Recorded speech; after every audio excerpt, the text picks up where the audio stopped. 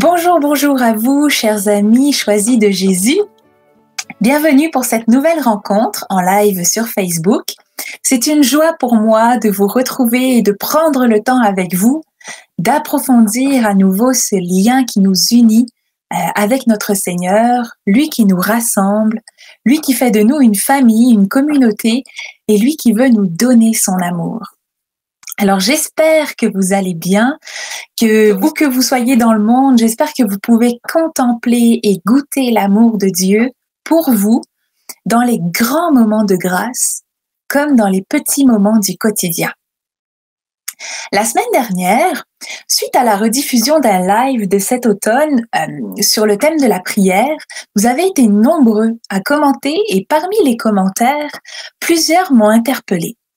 Ce qui ressortait de ces commentaires, c'était qu'on reconnaissait notre pauvreté dans la prière, la difficulté à se concentrer, la facilité à partir dans nos pensées.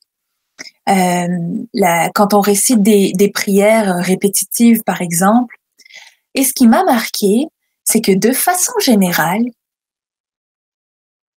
on culpabilise de ne pas savoir prier, de ne pas réussir à prier.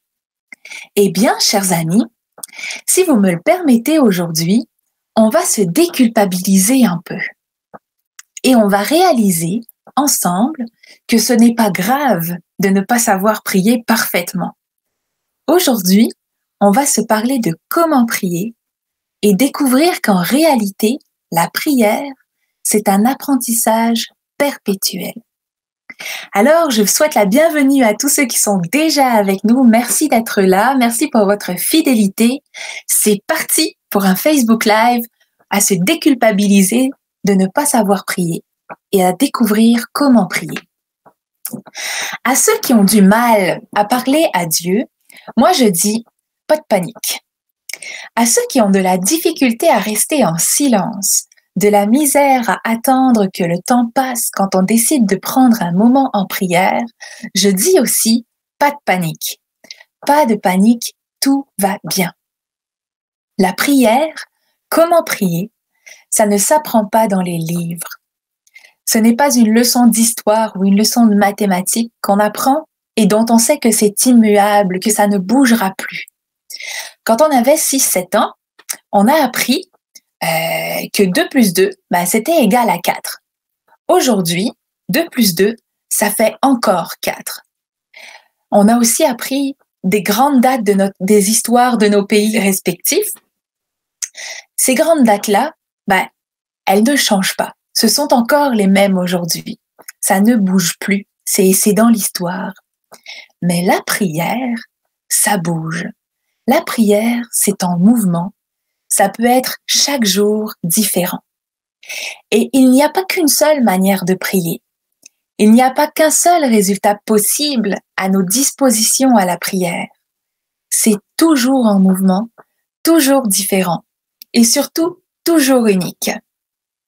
Alors, si un jour on a vécu un moment de prière qui a été extraordinaire et que le lendemain, on ne parvient pas à retrouver cette même grâce, chers amis, ce n'est pas grave. On n'a pas à s'en sentir coupable. Vous savez, même Jésus a vécu des moments de grâce en prière et d'autres moments qui ont été beaucoup plus arides, beaucoup moins faciles. Je ne sais pas si vous vous rappelez de ce passage de l'Évangile où Jésus, avant de commencer son ministère, prie au désert. Je crois que c'est un moment qu'il a vécu qui a été extrêmement fort en prière, un moment de communion avec le Père, un moment fondateur pour son ministère, un moment de grâce qui lui a permis de se mettre en route dans sa mission. Un moment de prière comme on n'en vit pas beaucoup dans une vie, un moment exceptionnel. Et même s'il y a eu des tentations pendant ce moment-là, pendant cette prière-là au désert, comme quoi l'un n'empêche pas l'autre, la tentation n'empêche pas la grâce, le fait que Jésus ait tenu bon devant la tentation, c'est la grande preuve du grand moment de grâce qu'il a vécu en prière pendant ce passage au désert. Un autre moment de la vie de notre Seigneur qui parle d'une toute autre réalité. Au jardin de Gethsémani, Jésus prie, mais il est envahi par la tristesse, par une détresse, par la pensée de ce qui va lui arriver dans les heures qui vont suivre. Il est si affecté par ça qu'il se sent seul, il se sent abandonné. J'imagine que ça n'a pas été un moment merveilleux de prière pour lui à ce moment-là. Ça n'a pas été facile ce qu'il a vécu cette nuit-là. Et pourtant, sa prière a quand même porté du fruit. Ce que Jésus a vécu dans sa relation avec le Père, dans l'intimité de la prière, ça ne doit pas être si différent de ce que nous vivons, nous, en prière. Il y a des moments exceptionnels, des moments de grâce. Il y a aussi des moments plus arides, des moments plus difficiles. Il y a des moments souffrants. Il y a des moments où le silence nous fait du bien, d'autres où le silence nous pèse. Il y a des moments qui sont très ordinaires, très simples, très banals. Il y a des temps qui sont plus longs, d'autres qui sont vraiment juste le temps d'une respiration. Il y a des lieux comme les églises, il y a les lieux saints, le coin de prière dans la chambre. Il y a aussi la nature, la simplicité d'un lieu familier. Il y a les moments qu'on dédie à la prière et il y a tous ces moments du quotidien qui peuvent devenir une prière. Tout ça, chers amis, c'est la prière. Tout ça, ça compte comme une prière aux yeux de Dieu. Dieu ne nous demande pas de nous limiter à une manière de prier, il nous demande simplement de prier et de cultiver notre relation à lui, quel que soit le moyen employé. Et il y a tellement de bons moyens. Alors, pourquoi se priver de les explorer? Pourquoi s'en priver de ces moyens-là? Aller à la messe, c'est important. Prier à l'église, vivre les temps forts de la liturgie, c'est super important. Et je nous encourage à y être fidèles le plus possible. Mais dans les moments que nous traversons actuellement, ces temps de pandémie où l'accès à nos lieux de culte est restreint, on est obligé de se rendre compte qu'il y a beaucoup d'autres manières de prier, peut-être moins conventionnelles, mais tout aussi efficaces, tout aussi évangéliques. Elles ne remplacent pas le fait d'aller à l'église, mais elles compensent pour quand on ne peut pas y aller, par exemple. Quelles sont vos manières de prier, chers amis? Quelles sont vos manières d'entrer en relation avec Dieu? Est-ce que vous avez des moments privilégiés, des lieux préférés, des chants qui vous aident, des formules que vous aimez réciter? Si oui, tant mieux, chers amis, c'est merveilleux. Avez-vous parfois aussi de la misère à prier, de la peine à vous concentrer, une peur du silence?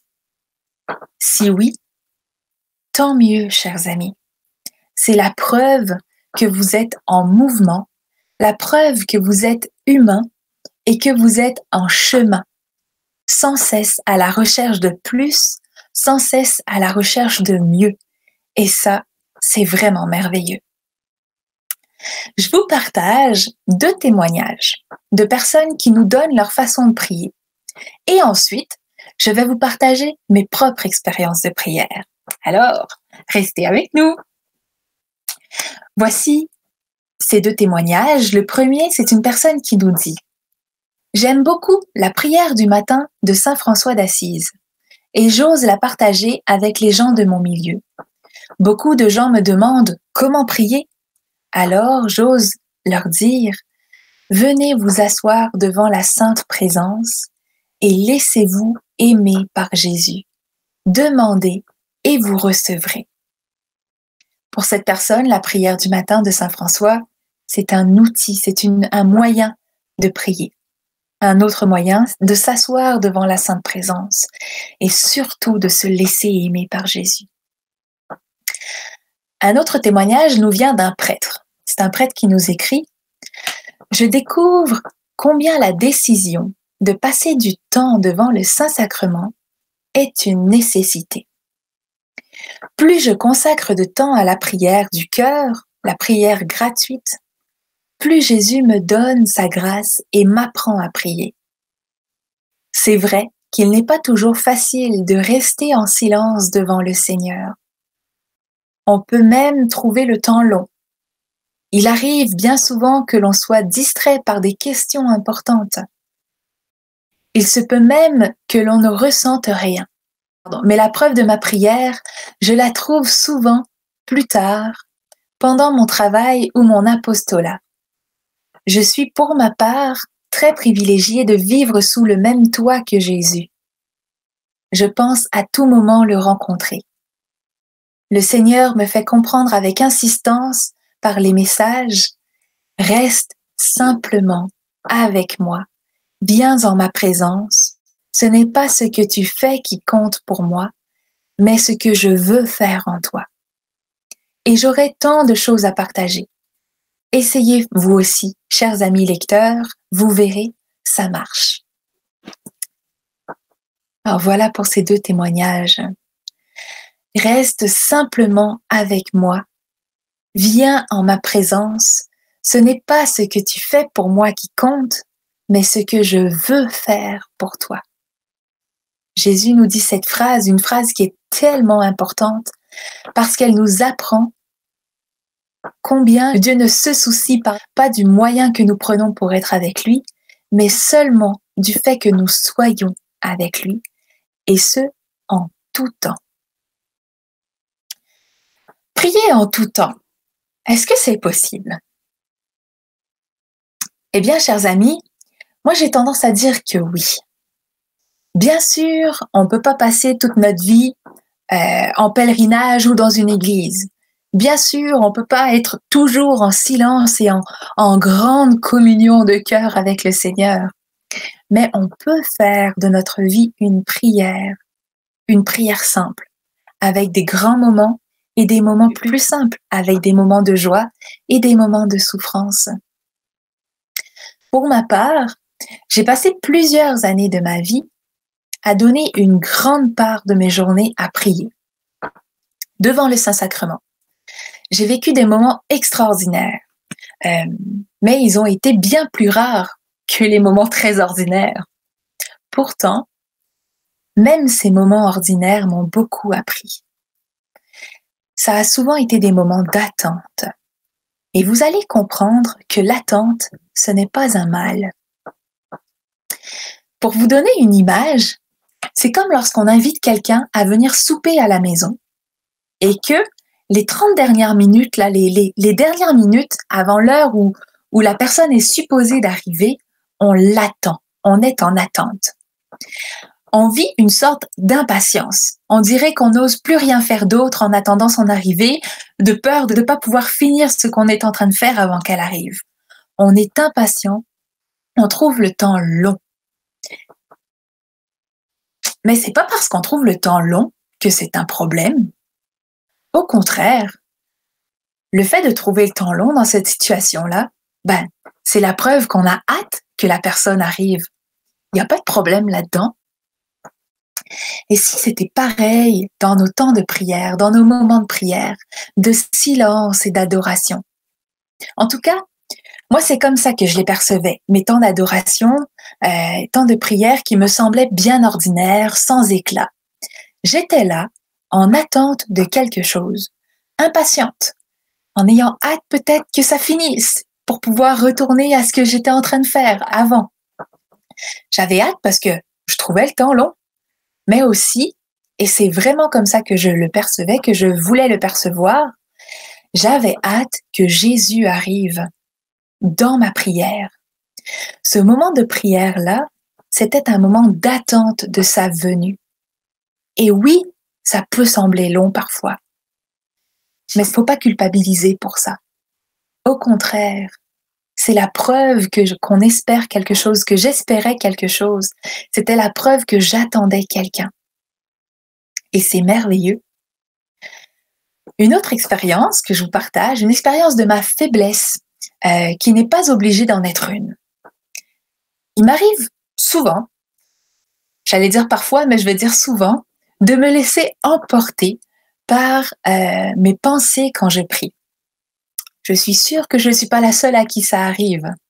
C'est quelque chose de normal et ce n'est pas quelque chose qu'on doit se reprocher quand ça arrive.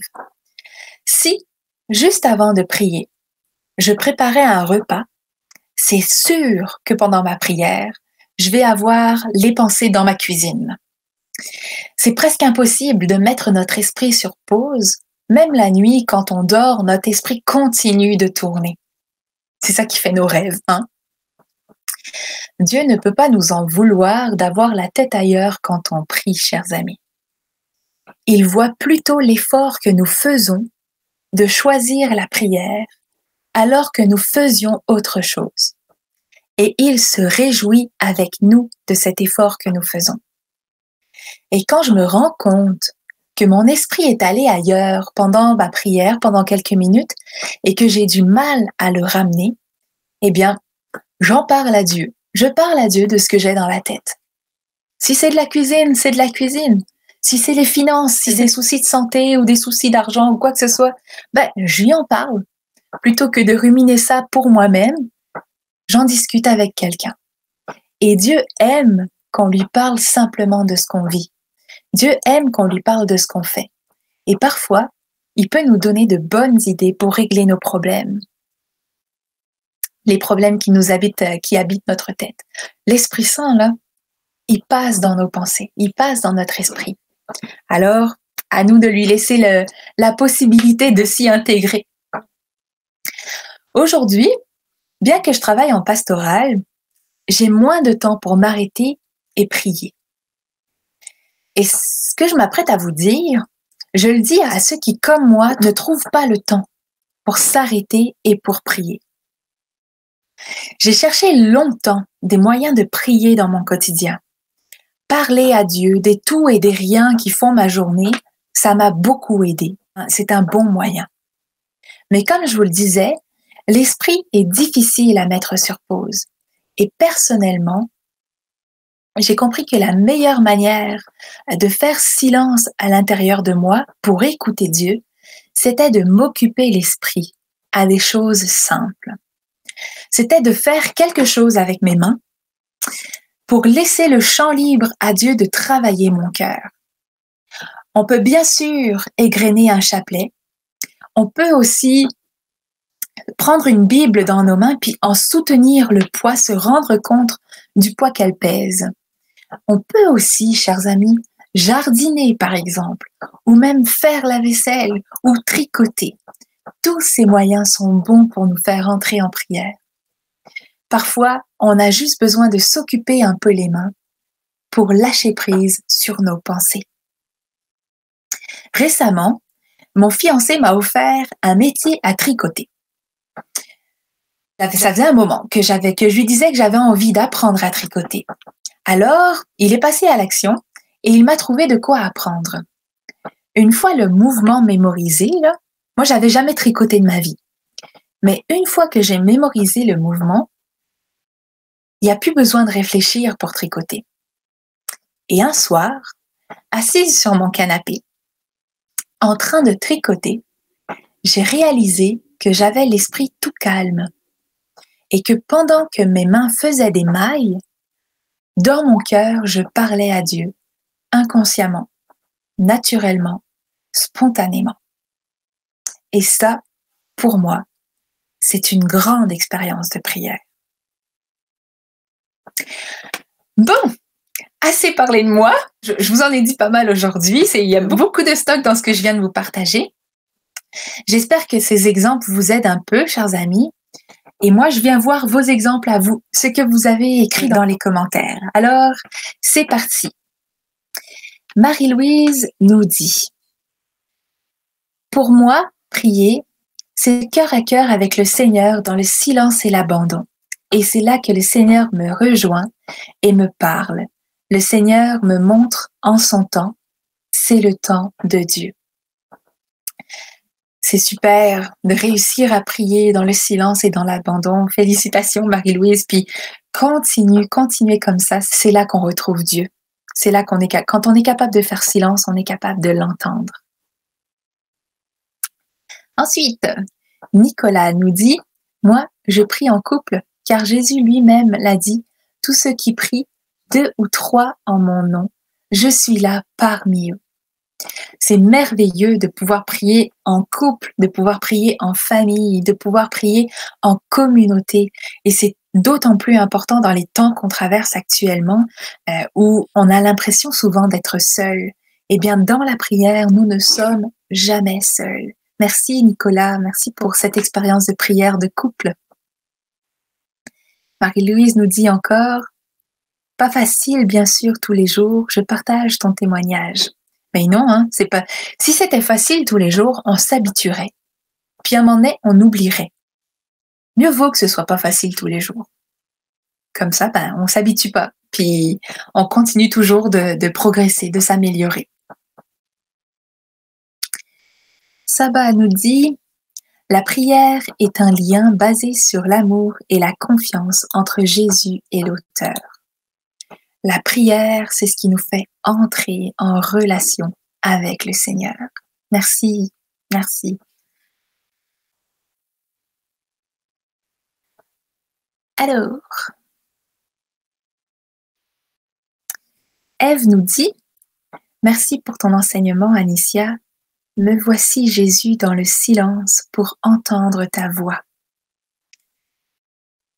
On va prendre un temps de prière dans quelques instants, puis c'est un peu ce qu'on va lui demander aussi. Me voici, Seigneur, dans un temps de silence pour entendre ta voix. Apprends-moi à prier. Je suis là pour ça. Voilà. Alors, Céline, une amie tricoteuse. Je tricote moi aussi. Ça me fait tant de bien pour la mémoire et les mains travaillent. Merci Jésus. Moi, c'est vraiment une découverte pour moi. Le tricot, là, on dit souvent, oh, c'est les grands-mères qui tricotent, mais je crois pas, non, c'est n'importe qui, ça peut y faire vraiment du bien. Moi, ça me fait beaucoup de bien de tricoter. J'aime ça, j'ai du plaisir et vraiment, ça calme mon esprit. Ça calme mon cœur et ça me permet d'être dans une disposition intérieure d'écoute du Seigneur. Merci Céline. Je prie tout le temps en louant le Seigneur dans ma journée, dans la voiture, le travail, partout. J'ai toujours besoin du Seigneur dans ma journée. On a toujours besoin de lui et lui a toujours besoin de nous. Alors quand nos deux besoins se rencontrent, ça crée la prière et ça crée l'amour. Voilà. Joyce nous dit, moi je reste en prière toute la journée et mon chapelet dans le bus le matin et l'après-midi. C'est une très bonne idée aussi, ça, prier. Profitez des transports en commun pour prier, profitez des longues routes qu'on a à faire parfois pour aller au travail, mettre de la musique de louange dans la voiture et compagnie, c'est merveilleux. Quand j'étais jeune, j'avais 40 minutes de marche pour me rendre dans mon lycée, pour me rendre dans mon établissement d'études. Et ce 40 minutes-là, je savais que ça faisait exactement 4 dizaines de chapelets avec les méditations que j'y mettais, puis les petits chants que je fredonnais au travers. Puis je disais pas aux gens, j'ai mis 40 minutes pour me rendre, j'ai mis 4 dizaines de chapelets. Fait que les chapelets dans les transports ou à chaque fois qu'on a le temps, c'est très bon.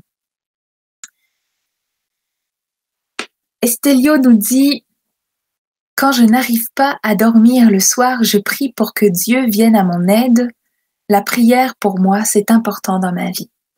Eh bien, je rends grâce au Seigneur avec vous tous pour la prière. Merci pour vos commentaires. C'est beau la prière, c'est tellement beau, c'est tellement grand. On n'en finit jamais de la découvrir et ça, c'est ce qui est merveilleux dans la prière. Alors, avant de nous laisser, chers amis, comme à notre habitude, je vous propose un petit moment pour essayer de mettre nos esprits au calme, de mettre nos cœurs, nos pensées un peu sur pause. Essayez. Et pour aller à la rencontre du bon Dieu, dans la simplicité d'une minute passée en sa présence pour le louer. Le chant que nous allons entendre et fredonner s'intitule « Je veux apprendre à mieux te louer ». Et c'est un cri du cœur vers le Seigneur qui peut tout, qui peut nous apprendre, lui, à prier, nous apprendre à mieux le prier. Alors, je vous invite simplement à mettre les pensées sur pause, à fermer les yeux peut-être si vous êtes à l'aise. Et ensemble, on va demander au Seigneur de nous apprendre à prier.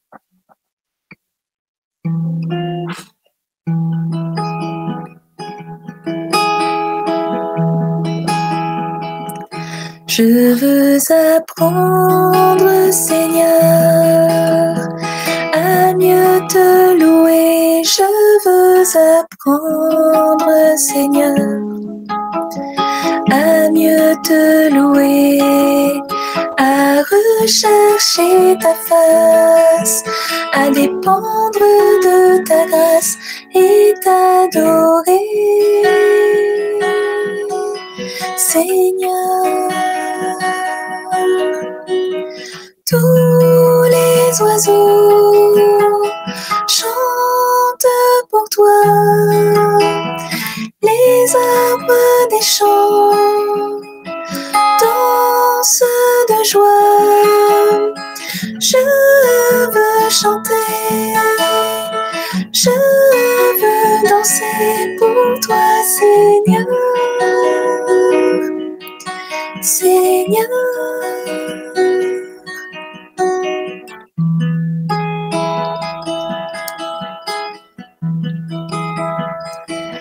Je veux apprendre, Seigneur, à mieux te prier. Je veux apprendre, Seigneur, à mieux te prier, à rechercher ta face, à dépendre de ta grâce et t'adorer,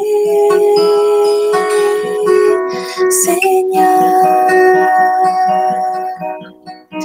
Tous les oiseaux chantent pour toi, les arbres des champs dansent de joie. Je veux chanter, je veux danser pour toi, Seigneur, Seigneur. Je veux apprendre, Seigneur, à mieux te louer. Je veux apprendre, Seigneur, à mieux te louer, à rechercher ta face, à dépendre de ta grâce et t'adorer,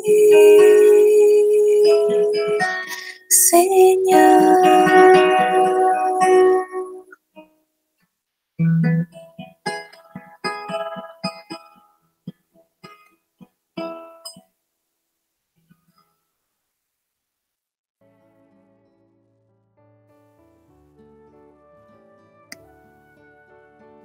Dieu peut tout, chers amis. Il peut nous apprendre à prier. Et nous, ne culpabilisons pas de ne pas savoir prier parfaitement. C'est la preuve que nous sommes en mouvement vers lui. Un immense merci à chacun de vous, chers amis du monde entier, d'avoir été avec nous encore une fois. N'oubliez pas que Dieu nous aime, n'oublions pas que Dieu nous aime et qu'il se réjouit du choix que nous faisons pour lui, pour le suivre, du choix que nous faisons de le prier de notre mieux, de le louer, quelle que soit la diversité des moyens que nous utilisons pour entrer en relation avec lui.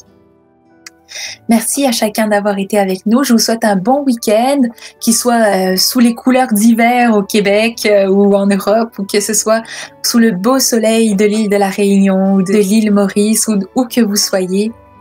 Prenez soin de vous, chers amis, et je vous dis à la semaine prochaine.